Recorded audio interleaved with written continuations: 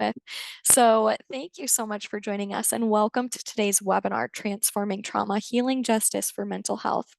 My name is Jackie Zimmerman, and I'm the Manager of Public Education Partnerships and E-Learning at MHA's National Office. I'll be helping to moderate today's session. I have just a few notes for you all before we hear from our speakers. This webinar is being recorded and it will be emailed out to everyone within 1 week. We currently do not offer CEUs, but if you would like to request a certificate of attendance, I have a link to a form. You can fill that out and you'll receive your certificate within a week. Sometimes the link to that can be funky in the chat. So if you can't access it in the chat, that's okay. It'll be sent in your follow-up email. So don't worry, you'll get your certificate. Like I said earlier, we'll have you use the chat to communicate today. Throughout discussion, feel free to share in there openly, respectfully, safely. And if you would like, you can ask questions to our panelists in the chat. I'll be collecting those. And if we do have some time, we can go through some of your questions at the end. I want to recognize that each July we honor the legacy of author, advocate, trailblazer Bebe Moore Campbell by recognizing that July is Bebe Moore Campbell National Minority Mental Health Awareness Month. She's done so much as a pioneer in mental health, and at MHA we're celebrating by having some really wonderful discussions like the one here today. We also have a lot of really great resources for you and for our BIPOC communities that you can access. I'm going to drop that link in the chat right now. And feel free to check out everything else we've had going on for July. With that being said, I want to recognize everyone in the chat. Thank you for sharing where you're coming from today, your energy levels, just taking time and space to think about some self-care practices, some boundaries for you today. We know conversation can be difficult, and also just taking care of our mental health in this time can be difficult. So if at any point today you feel like you need a little break, you need to take a step away, you want a moment to yourself, feel free to do that. And maybe think about right now, what are some practices that you can do when you need that little break. Thank you all so much for being here. I am going to hand it over. We have 3 incredible panelists today, and I'm going to hand it over to Isabel, Future, and Pramila to introduce themselves. Welcome, panelists. We're so thrilled to have you sharing this space. I'd love to just start with some introductions. If you could tell our audience a little bit about yourself, who you are personally, professionally, just give the audience a little bit about you. So whoever wants to jump in and start, feel free to. Okay, I guess I'll go. Good afternoon, good evening, good morning, wherever you're tuning in from. Thank you for coming and sharing space with us today. My name is Future Kane. I am the CEO and founder of the Future of SEL. Background is I'm a mom, and I stand in humanity first on all that I do. I have done a lot of work through yoga practices and pillars of healing and going on my own non-medicated journey from my own mental health illnesses. And in my organization, what I do is help other organizations to optimize the human potential.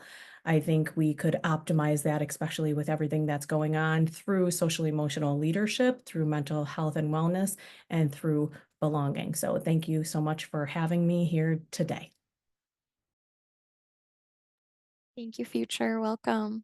Go ahead, Isabel. Hello, everyone. My name is Isabel Garcia. But to get real, my actual name is Isabel Cristina Garcia Peralta. Okay? That's my actual name. So let's just put it out there. This is me resisting assimilation and honoring my actual name. I use she, her, hers pronouns. Professionally, I'm just a passionate educator, leader who talks very openly about mental health, suicide, and social justice, how those 3 things are inherently connected and cannot be separated, in my opinion. I am a Dominican immigrant who grew up speaking Spanish as her first language and have a very intimate experience going through the mental health and psychiatric system as a teenager in this country.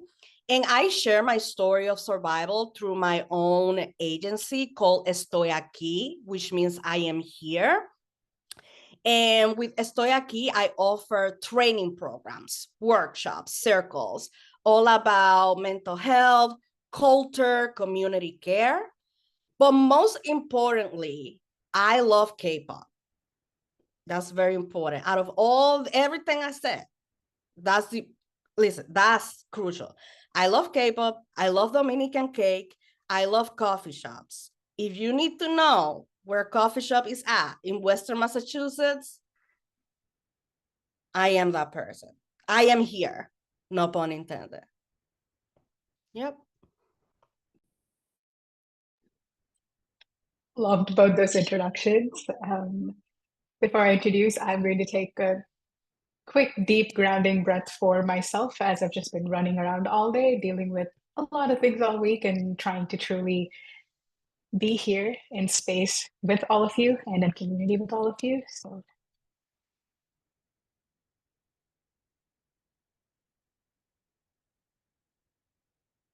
thank you. Well, hello, everyone. My name is Pramila Burada.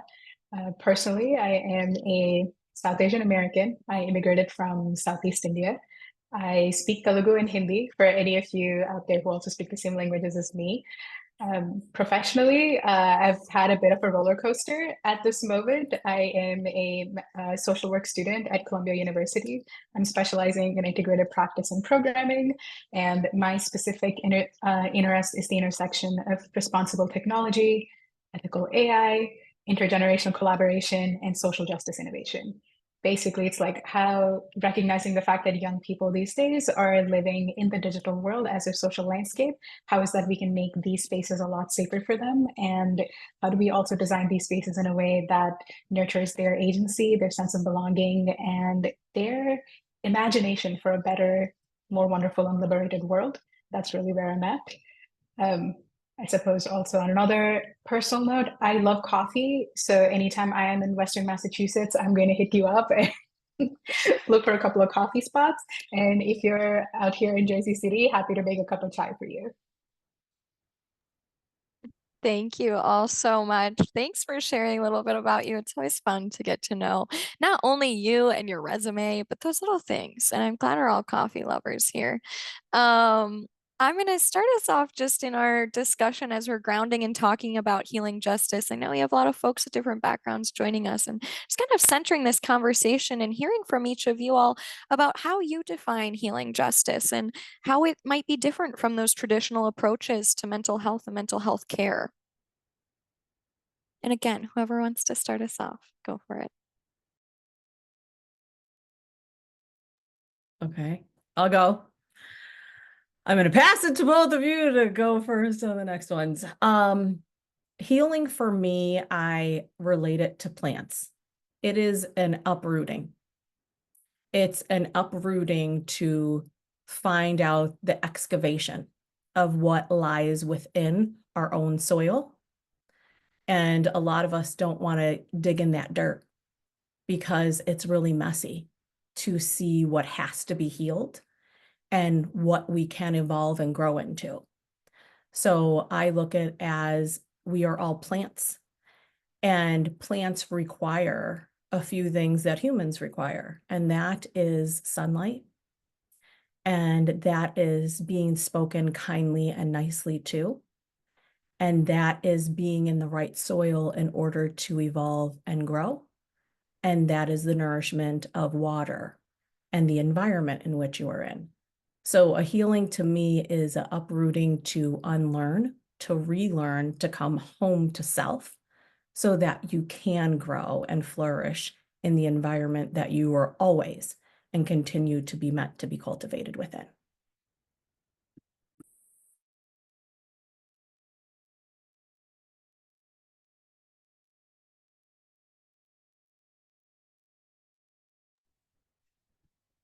I can go. Okay, so when I hear these questions, my mind is like, because there's so many, I just feel there's so many ways to define it.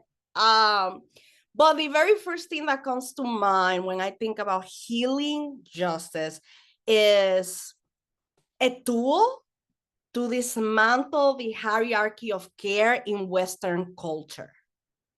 That's the very first thing, a tool to dismantle the hierarchy of care in Western culture, where psychiatry is at the top and psychology is also up there and is seen as the standard of care and the right way or the right tool of healing, the right one, and the only one that can be effective, whatever that word means, right? And so that's how I think about it. Then there are other things like social work and mental health counseling, But the point of the hierarchy, when I think about it, is how indigenous wisdom and community care practices that have existed for, oh my God, thousands and thousands of years are usually way below and seen as not effective enough because they may not be evidence-based, whatever that even means. Evidence-based to me means evidence-based on white people. I said what I said. Hashtag I said what I said. Yeah, I said that. Because that's what I hear when I hear the words evidence-based. And it's used to, again, put indigenous wisdom down. I also think about healing justice as a way to not only dismantle the hierarchy, but to also dismantle the dominance, superiority, the control that is inherent to those dominating approaches like psychiatry, right? And it does it by recognizing that indigenous collective wisdom. There is more to healing, y'all. You don't have to be a provider. You don't have to have a title. You don't have to have a certificate on trauma-informed care. And you don't have to have that to provide answers, to be human, to offer compassion. And so that's where healing justice comes from for me, recognizing those things. We have what it takes. We do.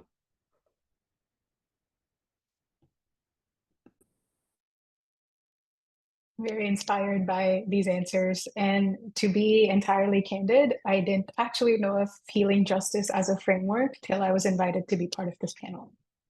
And it was a whole new thing that I was like, oh, what are the textbook definitions for this?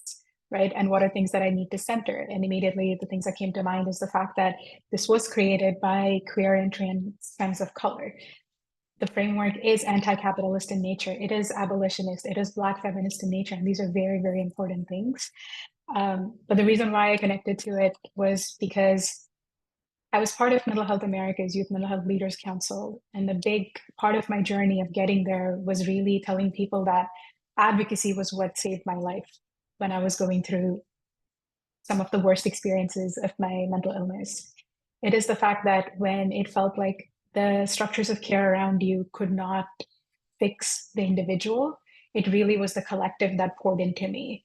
And it also was the collective that I could always go to and say, I don't feel worthy in this whole structure of productivity. I don't feel worthy in this structure where I am a brown woman and I don't know where I fit in, who I am, where I belong. But I do feel like I have my compassion to give you. I do feel like I have my peer support to give you. And that felt enough for me, and that felt healing for me. So that truly is what brings me to this space. And like what I've learned that healing justice for me is really a reimagination of this world where my liberation and my healing can coexist, right? That like one does not necessitate the other, but both really truly like support each other to accept where I am right now, I suppose. Yeah, absolutely. Thank you, Pramila, and thank you, Future and Isabel, for those wonderful, like in your own definitions of what that means to you. I can tell from the chat so many people are connecting to what you said and how you're feeling in those reflections. So thank you. Um, I wanted to talk a little bit about some of the things that each of you have mentioned, but how do these systemic factors like racism and socioeconomic disparities impact mental health in communities of color in significant ways? And how can we really utilize healing justice as a way to address these issues in a more personal level and in a community level?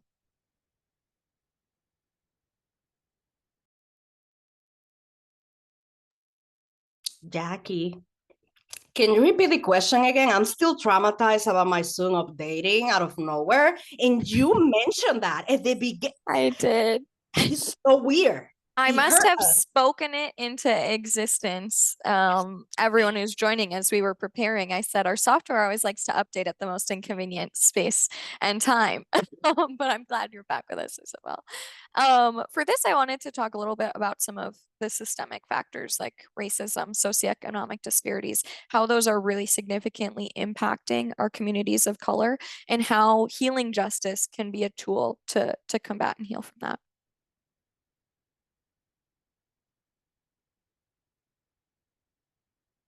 I know it's a big one. They're all big questions today. Okay. I could talk about this for centuries, but I'll take a sliver. Right. Okay. I'll take a sliver because I have over 2 decades of experience leading in the education sector in many different states, most recently sitting at the state level.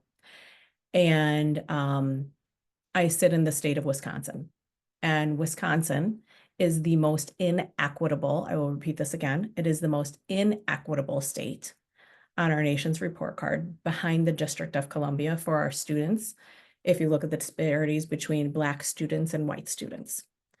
And I can't help but stay curious in the belief that the data has not changed, because people will want to talk to me about that. And I'll say, let's pull the data up from literally 2 decades ago. And it has stayed the same. And I also have to give a fact. I'm not pointing to it, but I'm pointing to a connection that I believe. We also have that in our state, 96% of our educators are white. And we are diversifying over the decades. And what I think it is that racism, whether conscious or unconscious bias, is playing into this of not fully seeing who people are. And then we miscategorize. And my master's is also in special education, so that's a sector of the field that I've worked in often. So then we have a misdiagnosis and labeling of students who from very early ages have had labels then put on them. And then the system continues to churn out. And we also, if you know the data, we have seen an increase in suicide and mental health illness, and the numbers for our Black children are astronomical, especially when it comes to death by suicide or wanting to go that route.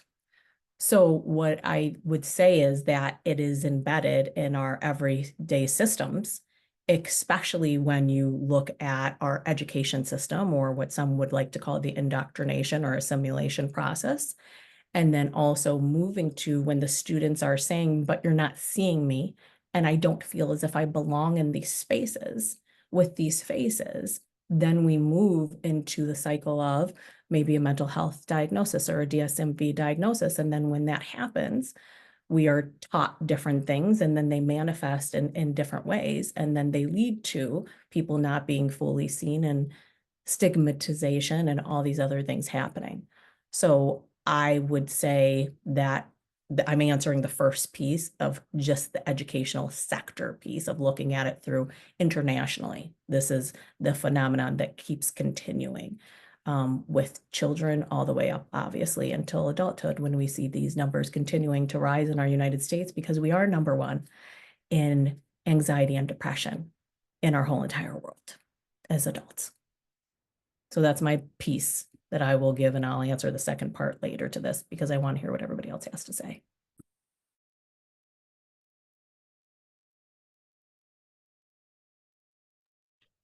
I can go next. So as a student and also as an educator, I always rely on frameworks because I'm like, I want some sort of structure to explain like what the hell is happening in this world at times. So my friend Brian ended up sharing this, like, this is also available publicly. It's an open source visualization of determinants of health, and it was designed by GoInvo. And they kind of identified these 5 major buckets of like health determinants, right? They're like your genetics, your medical care, your physical environment, social circumstances, and your individual behavior. All of these have a direct correlation and a quantifiable correlation on your health. But my frustrating part is like, what has an impact on those determinant factors in the first place, right? For instance, if you're talking about access to job and educational opportunities, which turns out is very much tied to your sense of agency and your mental health, and not feeling a sense of burnout is directly tied to location, which is impacted by gentrification and redlining, right? When you're talking about your individual aspects like self-efficacy, your cognitive function, even your life satisfaction level, which are all connected to, which are your psychological assets, right? Your innate psychological assets, they're impacted by trauma, which is then impacted by like multiple layers of oppression, whether oppression that you face in your life right now or oppression your communities have faced for decades and centuries, all of which transmits through several generations right now, right? And you want to talk about your intimate relationships, the quality of your community support, or even the fact like whether we want to gauge if somebody's going to be civically engaged, they're going to actually participate in civic activities, that is tied to social connectedness. And that is influenced by your proximity to your cultural ecosystems. Public health crises like the global pandemic ended up decimating our sense of social connectedness and our access to tech, right? And as a student, the more that I think about it and the more that I learn about it, it just gets convoluted and horrible, and it feels like a huge pit of despair. And it's in those moments that we do have to acknowledge the fact that even if you solved everything that you could for mental health on a neurobiological basis, on a medical basis, turns out a lot of things that impact mental health are systemic in nature, are actually tied to several layers of oppression, because oppression is as much as an ideology, it's an institution, and it's a relationship that we have amongst each other too. And if that's impacting our mental health and we're not able to recognize that there's all of these systems that have a direct, horrible impact on not just generations till now, but the generations that are to come forth.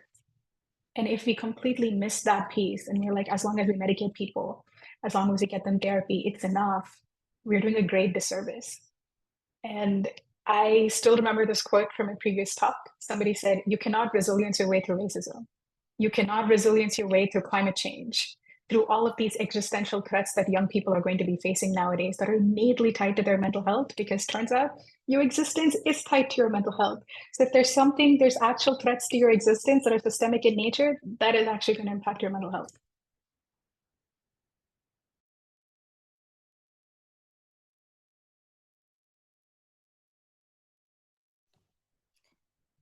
Oh my God. Yeah.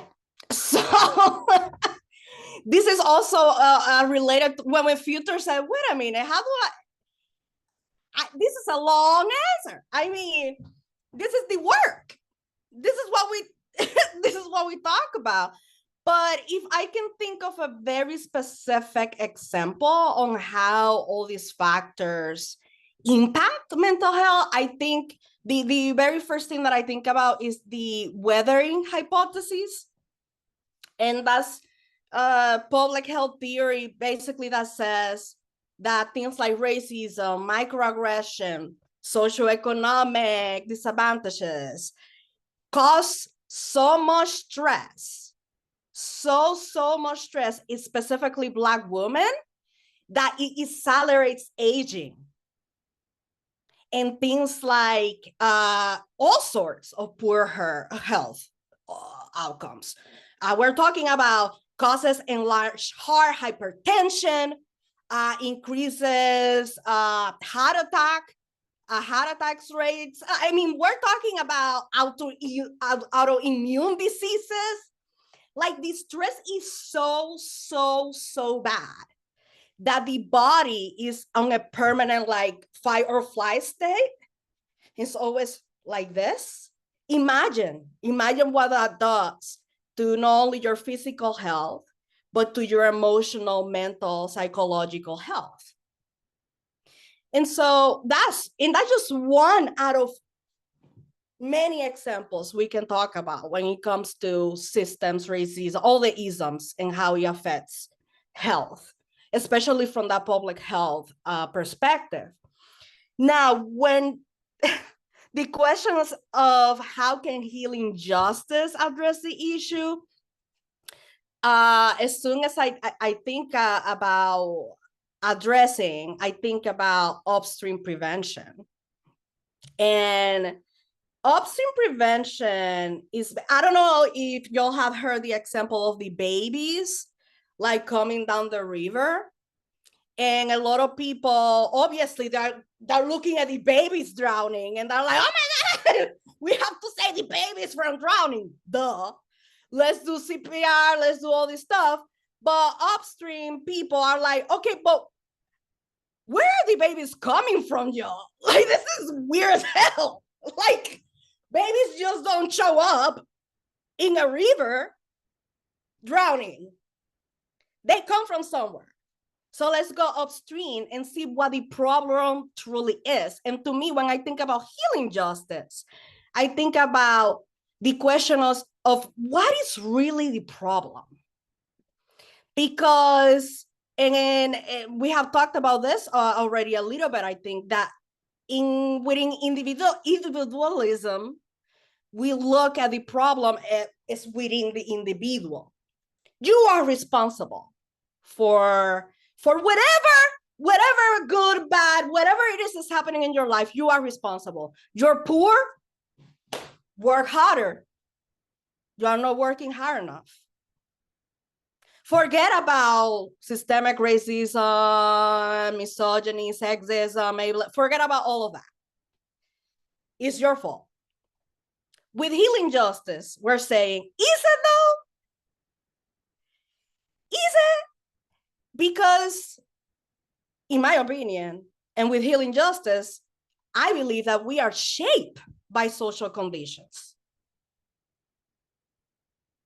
And all those conditions include the political, the economic, all of these systems, culture as well, all these practices that we inherit, the institutions, the norms, all of these things. We are shaped by these things. And so if we're talking about addressing these issues, the very first thing we have to do is ask, what is really the problem? And so when I talk about suicidality in my work, when I talk about upstream suicide prevention, and someone says, I am suicidal, my first instinct is not to, quote unquote, go on urgency mode and be like, you cannot die because I said so. My instinct is to ask, from that healing justice approach, what problems outside yourself need to die for you to wish to be alive? And 9 out of 10 times, the answer goes back to the isms. Racism, ableism, sexism. What is really the problem? I think is what we need to ask ourselves more.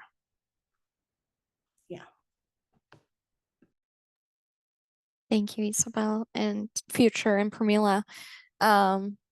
So much of that we could spend the entire hour just diving deeper into, and I want to thank you for your insights. I know I told you don't worry about checking the chat, but everyone is really moved by everything you had to say, so thank you. We're talking about this world we live in where we're told to live by the medical model and one treats all, and the one treats all is what treats white people. And it comes down to that discussion we had at the beginning of our hour and that we're continuing to have of breaking away from that traditional mold and that lie that that's the only way that we can heal. So I want to kind of dive into, from your perspective, what are some of those really effective collective care strategies that communities of color can use to support mental health and wellness for prevention and for healing?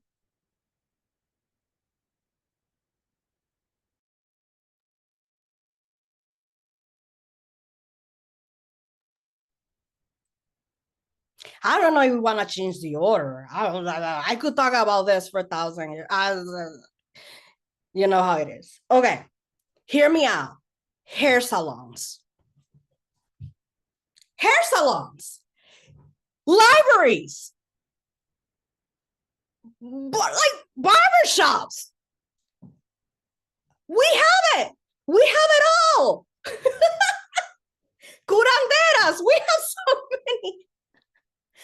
We have so many spaces already, so many people doing community care work, y'all, that are not getting the recognition they deserve because they don't have a degree in whatever, social work, they're not psychiatrists, they don't require insurance to diagnose you with something.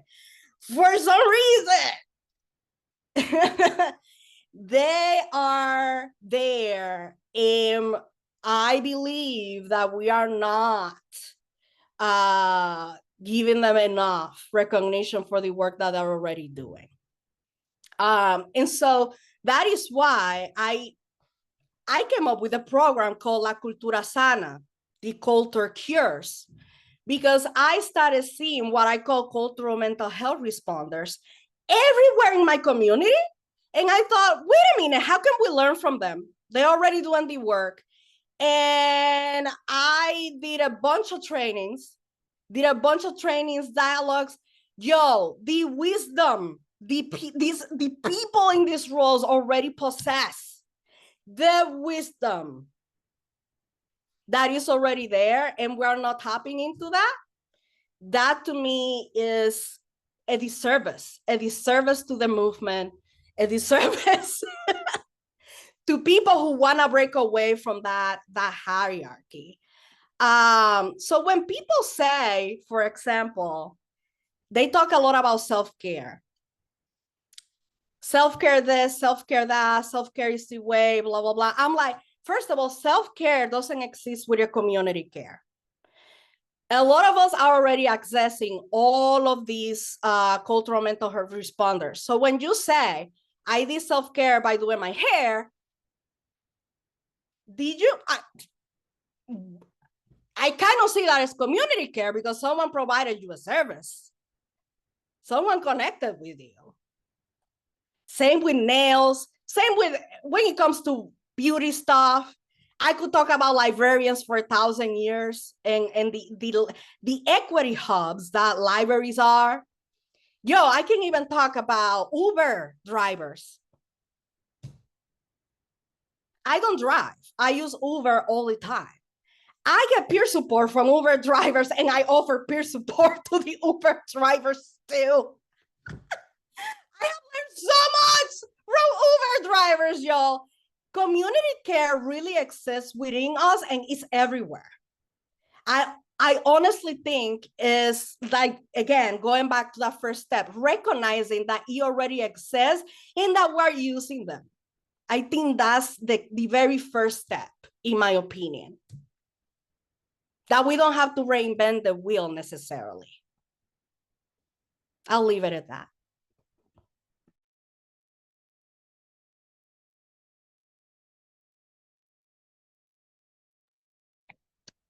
Suppose I can piggyback off of that incredible energy. I resonate with a lot of what you mentioned, that communities are already doing this work, right? So the framing of like what are strategies that communities of colors can use is very frustrating to me because it makes it seem like we've been lacking in this work and we haven't been doing it so far. And now all of a sudden we need to retrofit something that has worked in the mainstream idea, and we need to teach our communities that. We need to bring them up to the supposed level. Another issue I also have with this question Jackie, nothing against you. I promise, like, this is just something that made me think.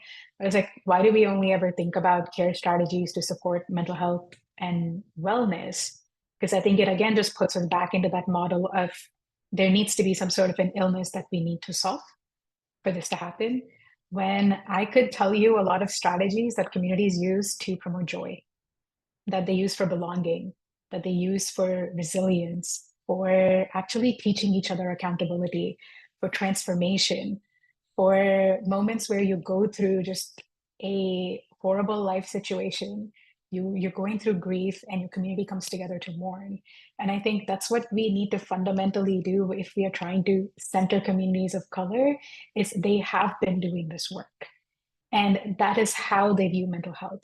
They don't view mental health as a response to a pathological issue, right? Like it's not driven by a pathology, it's not driven by an illness, it is driven by the collective. It is driven by the idea of if all of us are joyful, then we can mirror that joy within ourselves. If all of us are coming together to fight, we can figure out, like, even if I am shit scared, I'll figure out a way to stand next to you, right? That's what is important. And on that note, some of the strategies that I've seen communities already use is mutual aid, right? Like we show up for each other when we need it. There are so many times when my friends will come and like maybe clean my place up because they're just like, you're not able to do this, we'll just take that on. We'll cook for you. If you're not able to eat because you're stressed out, you're studying, you're worried, we'll actually just cook for you. Go study, we'll feed you. It's fine. There's also just advocacy that we need to do for each other, which is a collective care strategy. Being able to stand up for one another and say, this is our truth. And I know that it is fully the exception to the rule, that of whatever mainstream narrative that we've been hearing, but I want to actually speak truth. I want to speak power to my truth and to my people's truth. That itself is a care strategy. And community education is super important. And I'm really glad that you brought that up, Isabel. But also community education in a way that meets people where they are, right? Like, yes, I'm at an Ivy League institution and I can do a whole breakdown of decolonization. Great. But what does that mean for where my community is at right now? And turns out I speak very differently about decolonization with my sister, who's grown up in the United States for most of her life, with my mother, who's had a very different immigration experience than we, her kids, have had, and my grandmother, who has been alive longer than India has been independent. We have very different like frameworks for understanding colonization and decolonization and unlearning all of this, let alone for then figuring out what does care look like for colonial trauma. Can we even acknowledge the fact that we've been traumatized by this imperialist horrific history that we've had? But that's the very important thing about community education, where it is as much about relationship building and capacity building as it is about building awareness. And if you're alienating the people you're supposed to pull in and you're supposed to work with together, then you're not really doing a great job educating. The last thing I wanted to mention that I've been tapping into as a tool this year, especially because I've been dealing with a lot of rage and grief, and I was like, whatever paradigms that I've heard from my therapist, whatever I'm hearing in classes are insufficient, is imagination. Is can I actually imagine a world that I don't live in right now, that reality and all of the isms are telling me is not possible, but can I imagine it and work towards it? And who else are the people that are willing to imagine this with me? Because yes, the rage exists, the grief exists, the despair exists, but who are the people that are also just practicing hope as a discipline to get me there, to get us to a source of wellness? And that's been the most transformative thing for me.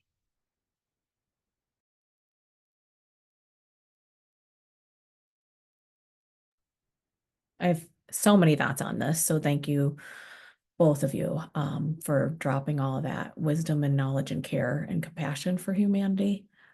I think of, first thing that I think of is top of mind, Western society puts a high price tag on individualization. The Black community and many other communities was never that. We were community. We didn't do anything by ourselves. So the fact that people don't live intergenerationally in households or in communities is not what a lot of the BIPOC community began on. That is a culture of Western society that many people have bought into because they believe the program that you all subscribe to. The other thing that we have to remember, especially now, I will raise that the Black community has done since we were brought here, is that we've always had hope. That is community care. We've always had a dream that was passed down through centuries, even with all the traumas that people have had to live through and watch and be passed down generationally, that many of us are still healing and continue to do from. The other thing I wrote down that we are forgetting that is a huge part of my community is music. Music goes cross cultures, cross ethnicities. You don't even have to understand the words that people are saying. You could feel the beat on your spirit to know this is music to feed my soul, which is community care. And you could sit there in silence with many different intersectionalities and still say, we are here standing in hope and standing in, we can dream and be creative and innovative.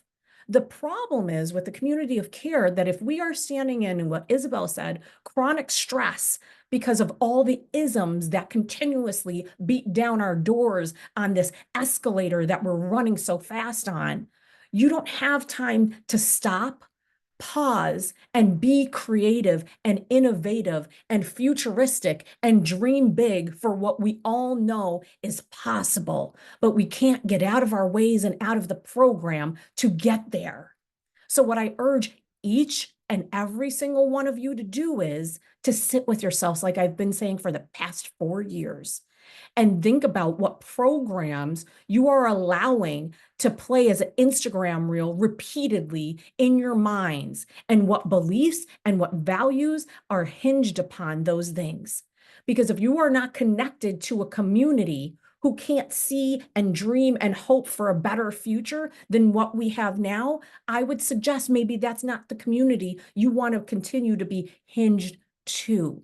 Because are they well for your community and your whole entire being, or are they taking out of it and causing you chaos and more stress?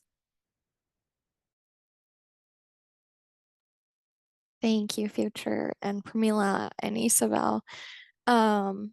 So many just powerful things said from each of you that I think we're all going to hold on to after this session. I know our time's going so quickly and we have about 15 minutes left, although we could do this all day. But I want to kind of wrap us up with one final question. I think a lot of what we've been talking about this hour is healing, is just being there for each other, being there for an individual and a community in the way that they need, and having these conversations that are important in spaces that feel safe. And that is healing, and that is community care. And so I want to talk a little bit about, and I'm gonna switch up my wording. Thank you, Pramila, for this last question I have for you is, how are storytelling and cultural practices being used as tools for healing and breaking generational trauma in BIPOC communities? Because it's so powerful. Storytelling can be such a powerful thing across generations. And I think I would just love to hear from each of you a little bit more about how you see that as a tool and a part of this healing journey.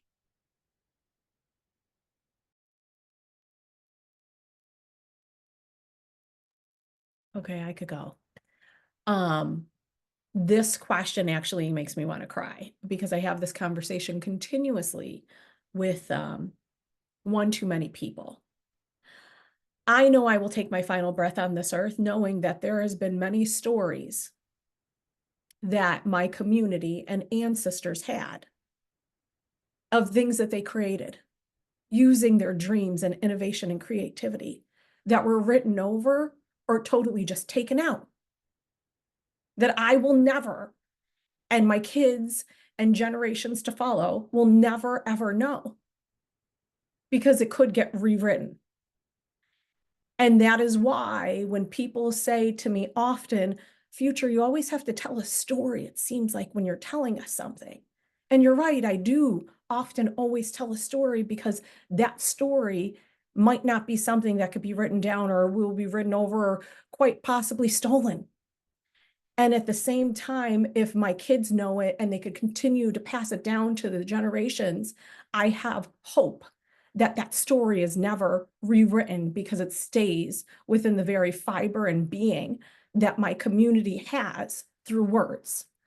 So when I think about storytelling, I think about these TED Talks, I think about rap, I think about music, I think about us creating through art to show the beauty and essence of our fiber and our being as a culture or as an ethnicity, as a race, as just humanity. That's what I think of when I think of stories, and I would ask people in whatever form it is that you speak, it doesn't have to be spoken through words, to continue to pass your stories down because you matter. And that is an expression of community care for yourself. So people could love you and hold you compassionately in what you want to give to the world to pass down forever.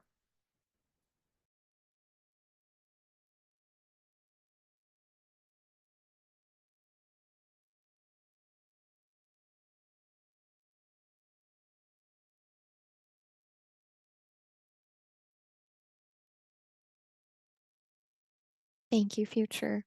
That was beautiful. Thank you for sharing. I know we have a little bit of time left. Either of our other panelists want to share on that one? Go for it, Pramila. I'm happy to. Also, just really emotional thinking through this. Storytelling for me is just the most powerful way to make the experiential, the extenuating, and the exceptional exist, right? Because if we don't share our stories, do we really exist? Did we exist? Did our people exist? I don't know. And I think what's incredible about stories is that by speaking your story, you create resonance in this world that didn't exist before you spoke your story. You birth the possibility of a shared experience. And you end up vibrating with somebody else on some part of this world where just like our stories are entangled in this manner, carries through. I felt like I lost a lot of my story because I was studying about memoricide, which is what happened to a lot of minoritized communities, right? It's where you destroy in which way that they built the world. You destroy the memory of the world. You destroy the memory of their existence. And you destroy them, right? And my thing this year has been really struggling with, well, I understand this like sense of physical memoricide, but I also feel a sense of intergenerational memoricide, right? Like if this happened to my people, will it happen to me? And also what all have I lost in this time? What all memories, like you mentioned, Future, that we've lost? And how do I actually reimagine literally my ancestors for myself? Like people who I won't ever get a connection to, how do I reimagine them for myself? And how do I hold on to the fact that they held joy at some point? They held all these dreams, they held the sense of community. How do I hold on to that? There's a little bit of time I wanted to share that one way that this all came together for me was actually pulling together like quantum physics and ancestral wisdom and a lot of stories that I've just learned over time, and recognizing that when you think of quantum physics principle of like superposition, that multiple identities can exist at the same time. It's how I try to channel my ancestors through me, right? I'm like, even if they're not here with me, I'm I am a product of their stories. Even if I don't know their individual stories, I'm going to continue carrying them.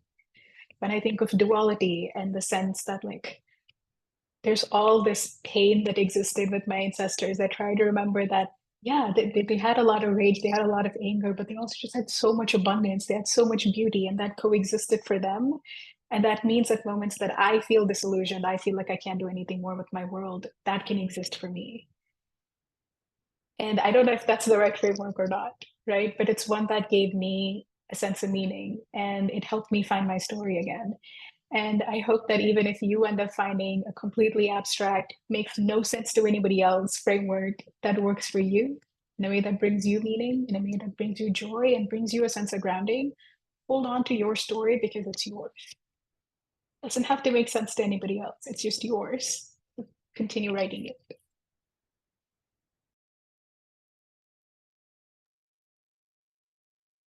Jackie, can I add something? Go ahead. Go Okay. ahead. Yes.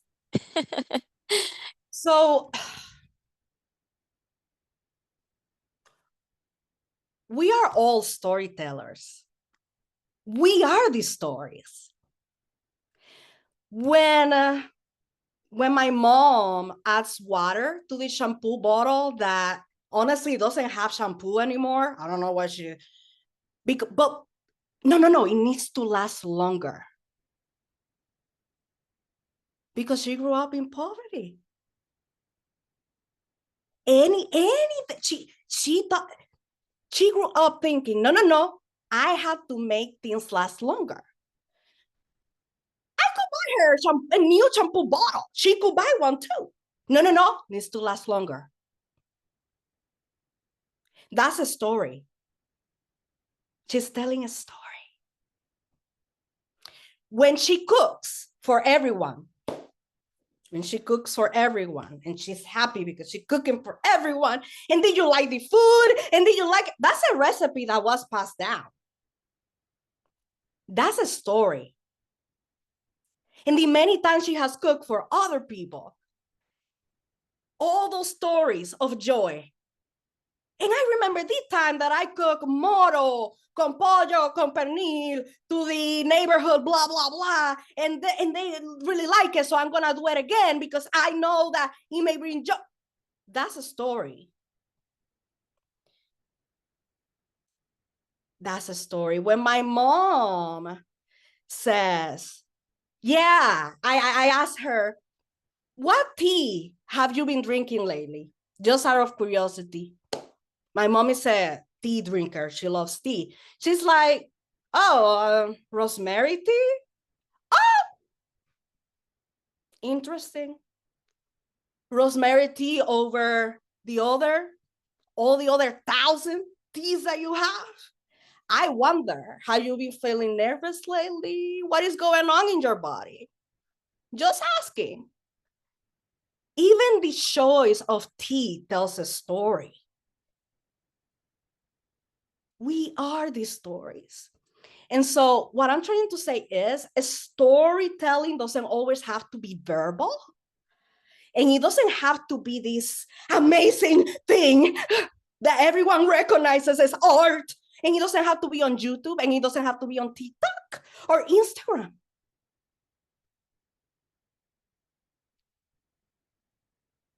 We are these stories. The question is, are we seeing them? Are we recognizing them? Yeah. Thank you, Isabel. Thank you all. I just want to give a big hug to each of you panelists. Thank you for telling your stories, for creating this sense of healing this last hour, providing community for everyone here. We all felt it. And I just want to thank everyone who's joined us for being here and sharing that back. Reading through everything you all have said in the chat just gives a lot of hope After hearing the three of you for the last hour, I'm leaving with that hopefulness in my heart. And I know a lot of people asked, will this be shared? They want to share it afterwards. Yes, this is going to be shared with you all within the next week. The recording will be available, it'll be public. So let's keep the conversation going. Let others hear this message and share it out.